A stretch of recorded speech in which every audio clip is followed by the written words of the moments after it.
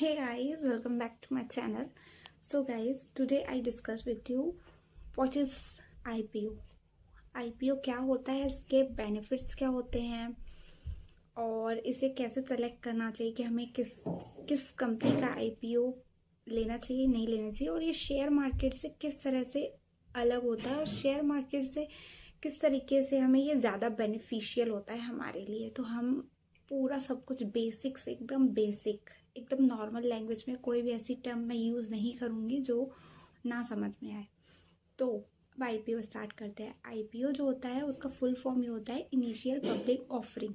इसमें क्या होता है, जब कोई कंपनी अपने जो भी ओनर होता है कंपनी का, वो जब अपनी कंपनी को, वो कंपनी प्राइवेट हो या फिर गवर्नमेंट हो, जब वो कंपनी शेयर मार्केट्स में आती है अपने शेयर्स लेकर के, जब वो फर्स्ट टाइम एंटर करती है, तब उस टाइम वो अपने शेयर्स को IPO के थ्रू ही मार्केट में लाती है।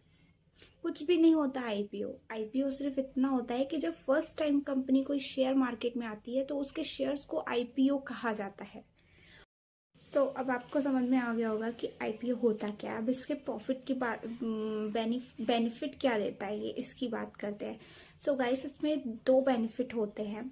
सबसे पहला ये होता है, मतलब दो माने जाते हैं, अब आप उसको कैसे भी तरीके से देख सकते हो, बट मैं बता रही हूँ कि इसमें दो बहुत ज़्यादा बेनिफिट्स ये होते हैं कि जब भी IPO किसी भी कंपनी का आता है ना, तो 80% ये देखा गया है कि वो हमेशा ग्रोथ ही करती है।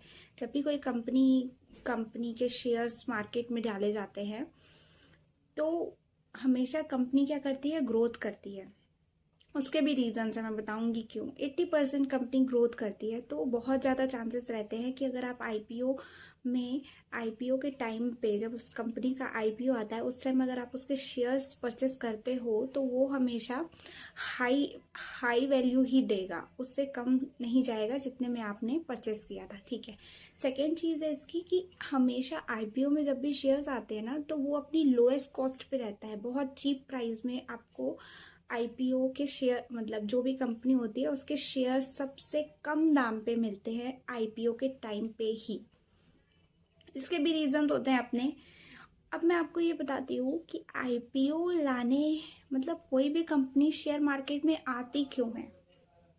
तो इसके भी दो इम्पोर्टेंट होती हैं। क्या होता है इसमें कि जैसे मैं एक एग्जांपल के थ्रू आपको बताती हूँ कि मैंने समझो एक कंपनी बनाई जिसको मैंने इन्वेस्टमेंट किया, उसमें बहुत ज़्यादा ग्रोथ हुई, देन वो कंपनी यहाँ से यहाँ पहुँच गई। अब मुझे चाहिए और मुझे इन्वेस्टमेंट करनी है ताकि मैं यहाँ से यहाँ पहुँचा पाऊँ अपनी कंपनी को। तो मैं क्या करूँगी, मुझे और इन्वेस्टमेंट की ज़रूरत है, लेकिन मेरे पास पैसे नहीं है और मुझे लोन भी मैंने पहले ले चुका है। तो अब मैं चाहती हूँ कि मैं इस कंपनी से ही कुछ अर्न करूँ, मतलब कि ऐसा वो करूँ कि मुझे इससे पैसे मिले। तो अब मैं क्या करूँगी कि ये जो कंपनी है ना, मैं इसको मार्केट में लेकर के जाऊँगी, शेयर मार्केट में लेके जाऊँगी, वहाँ से पैसा उठाने के लिए। तो गाइस, IPO लाने का सबसे बड़ा रीज़न यही होता है कि पैसे उठाना, पब्लिक आम जनता को अपने शेयर्स बेचना और वहाँ से पैसे उठा करके अपनी कंपनी में ग्रोथ करना, अपनी कंपनी में इन्वेस्ट करना और उसको और ऊपर लेकर जाना।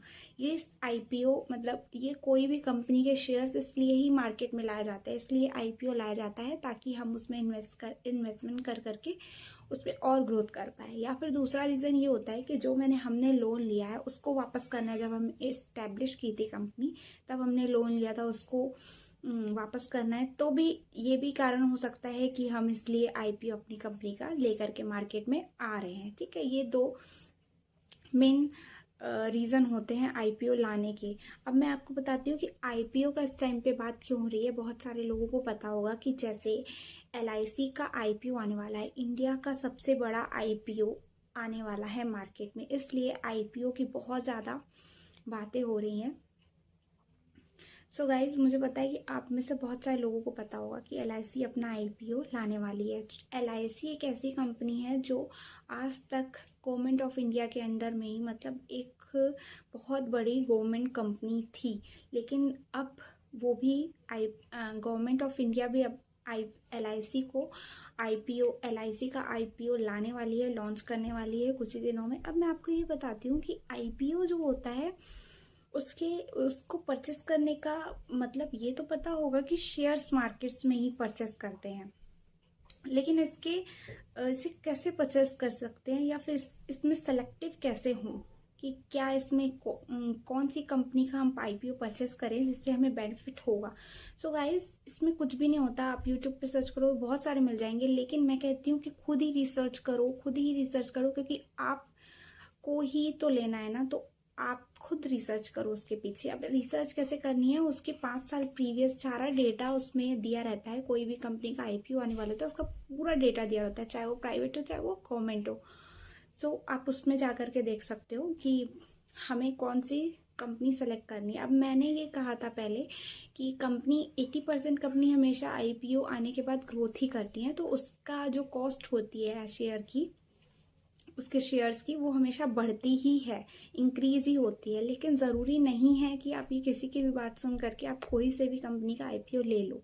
कोई से भी कंपनी का IPO नहीं लेना है। पहले उसकी प्रीवियस 5 ईयर्स समथिंग के देख लेने हैं कि उसमें क्या ग्रोथ रेट रही है और वो कैसे कैसे उसने अपनी ग्रोथ करी है। ठीक है, तो सेलेक्टिव होना है, ये नहीं कि कोई भी कंपनी का IPO आया और ले लिया। सो ये होता है। अब मैं बताऊंगी कि जो IPO किस किस को मिलता है या कैसे कैसे परचेस कर सकते हैं। तो गाइस, इसमें क्या होता है कि जैसे IPO आता है ना, तो एक स्लॉट में आता है। जैसे मैंने कहा कि मुझे 10 शेयर खरीदने के पैसे हैं, लेकिन उन्होंने स्लॉट बना कर रखे है 12 का, तो मैं कम से कम 12 खरीद सकती हूँ और ज़्यादा से ज़्यादा 12 के मल्टीपल्स नहीं खरीद सकती हूँ। मैं अपने मन से 20 या 30 नहीं ले सकती हूँ, क्योंकि वो स्लॉट बना करके IPO हमेशा स्लॉट बना करके आते हैं कि अगर 12 का स्लॉट बनाए तो 12, 15 का बनाए तो 15, या पर जितने का भी स्लॉट बनाया है हम उतने मिनिमम ले सकते हैं, और उतने जैसे 12 का बनाया है तो 12 के मल्टीपल्स में हम लोग मैक्सिमम ले सकते हैं। सो गाइज, अच्छा लगा हो तो लाइक करना, शेयर करना और सब्सक्राइब करना, और बताना कि समझ में, मतलब मैंने बहुत बेसिक तरीके से बताया है। मे भी आपको इतना बेसिक कहीं पे भी नहीं मिलेगा। तो IPO पूरा आपको पता चल गया होगा कि क्या होता है, इसके बेनिफिट्स क्या होते हैं और ये कैसे वर्क करता है, मतलब ये क्या करता है, ये लेना। और मैं ये भी रिकमेंड करूँगी कि अगर आप शेयर मार्केट में इंटरेस्ट रखते हो तो IPO सबसे बेस्ट है शेयर मार्केट में आने के लिए। ठीक है, शेयर मार्केट में इन्वेस्ट करने के लिए।